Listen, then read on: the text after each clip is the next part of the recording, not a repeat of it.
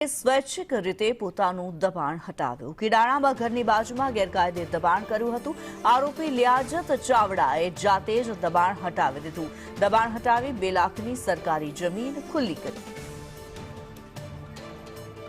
અલ્પેશ ગોસ્વામી વધુ વિગતો જણાવી રહ્યા છે। અલ્પેશ, કિડાણામાં આરોપી દ્વારા સ્વૈચ્છિક રીતે દબાણ હટાવવામાં આવ્યું છે, શું માહિતી? છેલ્લા ઘણા સમયથી પૂર્વ કચ્છ પોલીસ દ્વારા જે આરોપીઓ છે તેમના દબાણ સામે કાર્યવાહી કરવામાં આવી રહી છે।